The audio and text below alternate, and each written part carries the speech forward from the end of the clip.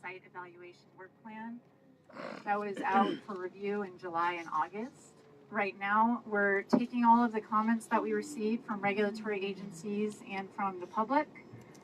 We're going to incorporate all those comments into the next version of the work plan, and we're hoping to get a work plan that we can all agree on in the next few months and break ground to finally collect some new data by the end of the year.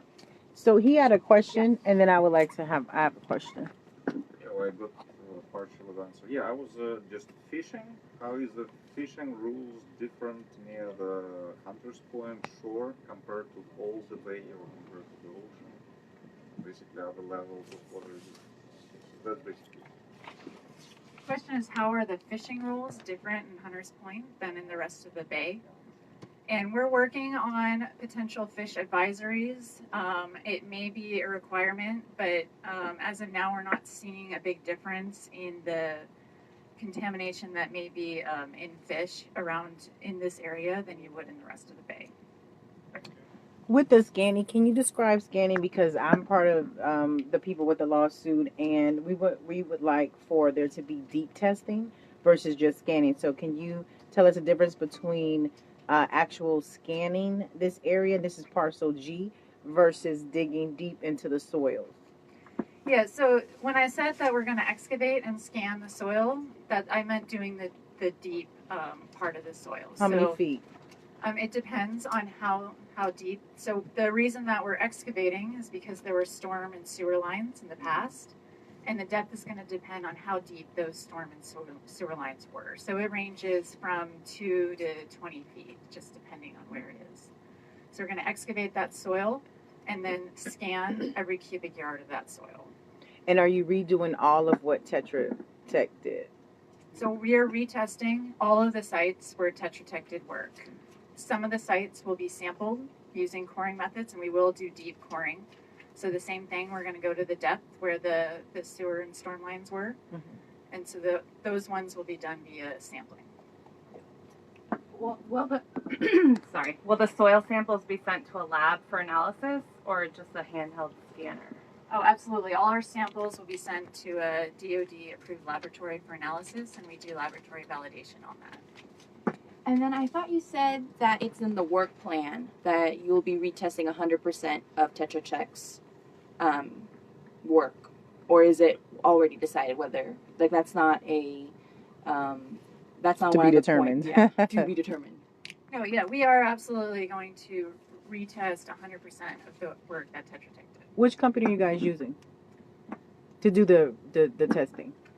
So the soil portion, a contract just got awarded to Aptim, and they're going to be doing the soil scanning and the sampling. Oh, APTON? APTIN. Thank you so much. So how will you retest places where you already put buildings on and that people are living in? So you're talking about parcel A? Talking about the places that already have buildings on put Lenard. So none of the areas where Tetra Tech did work currently have buildings on top of them. So everything that you see here, this was all here before we started our cleanup activities. That doesn't answer my question. How are you going to comfort people, residents who already live in the buildings that then are put in here? So the areas where there are buildings, that's over in parcel A. Tetra Tech did not do work over there, and California Department of Public Health, they're currently doing some testing of that to provide the comfort that people have been asking for. And when you say California Department of Public Health, San Francisco, oh, the state, okay. I thought for San Francisco, I was about to say, who is that contact person? Jackie got it? All right. Jackie, give us info. Thank you so much. Jackie said she would give it to her. Thank you. She'll give her info. We can get it back to you after the tour. One question. Oh, Lily? Hi, I'm Lily Lee from the U.S. Environmental Protection Agency. As Amy mentioned before, that there's a Citizens Advisory Committee that has regular meetings on September the 24th from 6 to 7 p.m. There's going to be a meeting at the building where you came to get on the bus, and the California Department of Public Health will be doing a presentation about the scanning that they've been doing uphill where the current residences are. So I hope that you will come to that meeting. They also have a website where they post once a week an update on the results of the scanning from that week. I also have a handout that I just gave to the person who asked the question, but we can also share it with other people on the bus.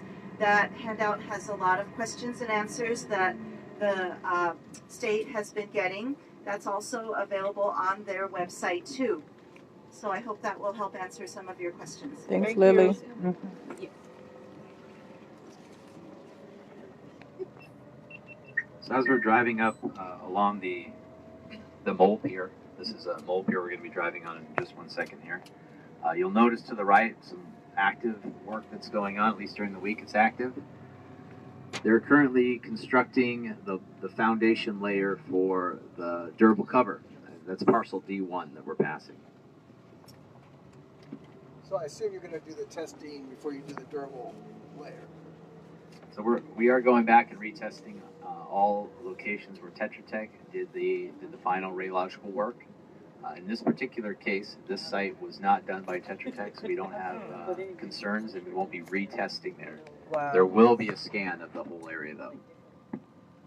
Just wow. Look at this. This is history right here.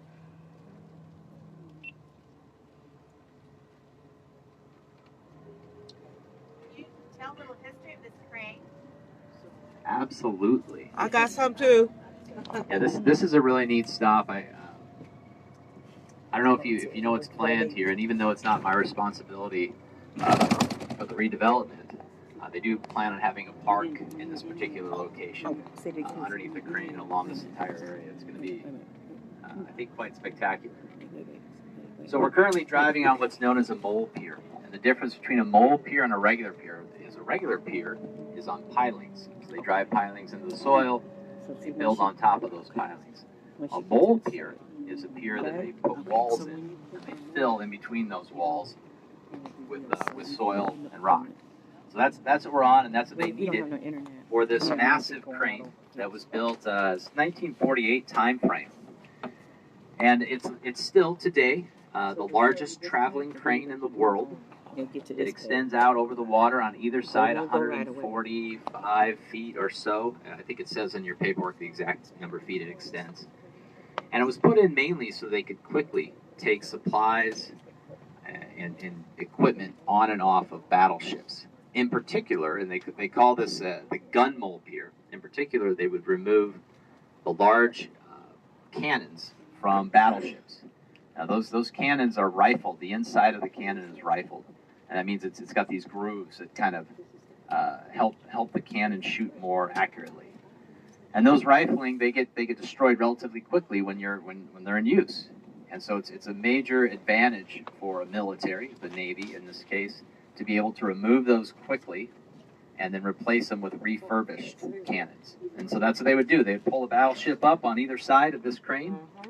They would lower the crane down, grab the guns off of it, set them in the center, and then they'd already have refurbished cannons that they could pick right up and stick back on top of those battleships. So that's what this is for. This is a really neat part of the history of Hunters Point, and it's gonna be here a long time to come. Excuse me. Do you know what this elevated area is? If you said they picked up guns on both sides, like what's the little tower? Yeah, that's a good question. So that's not for that. That was installed later as part of testing of the Polaris missile.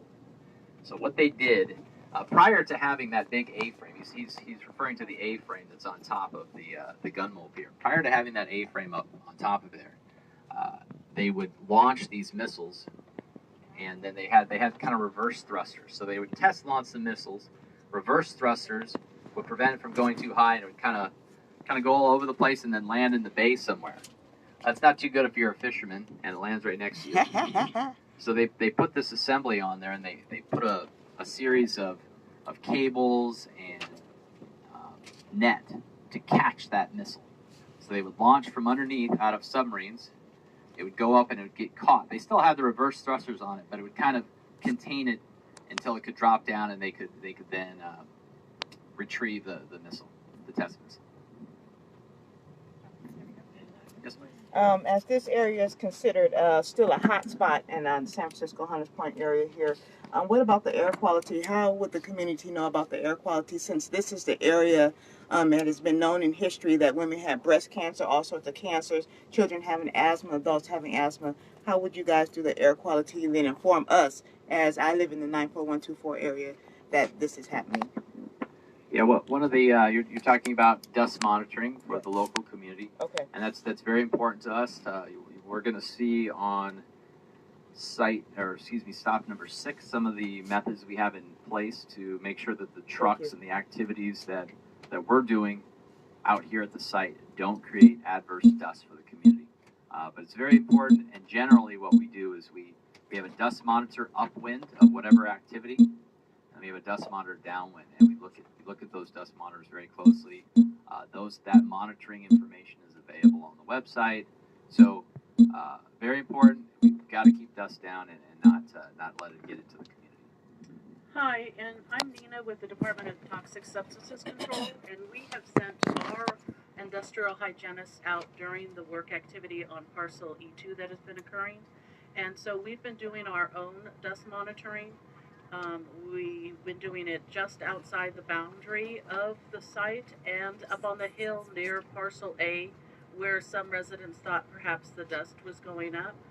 We don't tell the Navy when we're going out, we just do it occasionally, and so far all of our monitoring has indicated that there is not a dust issue, that the Navy protocols put in place to prevent dust is working. Hi, I'm Lily Lee from the U.S. Environmental Protection Agency again, and I want to give everyone a phone number for the Bay Area Air Quality Management District. If you want to call their Compliance and Enforcement Department, the phone number is 415-749-4795. So that's another regulatory agency that's also got an inspector that is full-time in this neighborhood. It's the only neighborhood in the entire Bay Area that has its own full-time inspector. And so that can help if you notice some issue that comes up. Okay.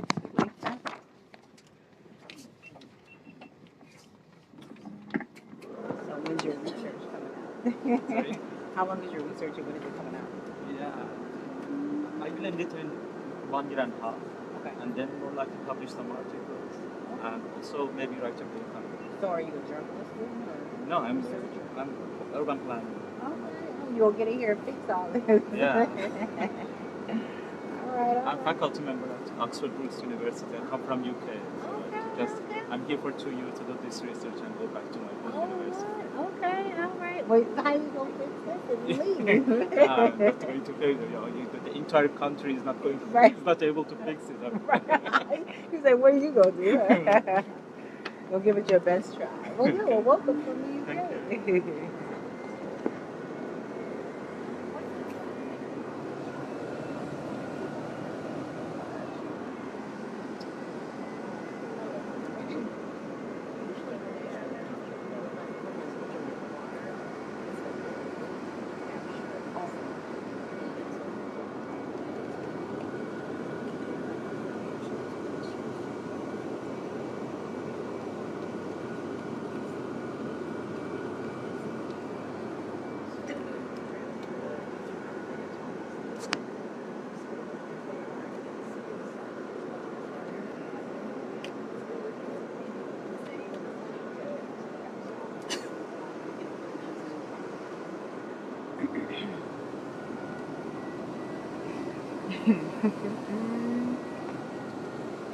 So, Ted, tell us what you think right now. Well, you know what I think right now is that we're getting some very good information for the community, and I'm here to share it.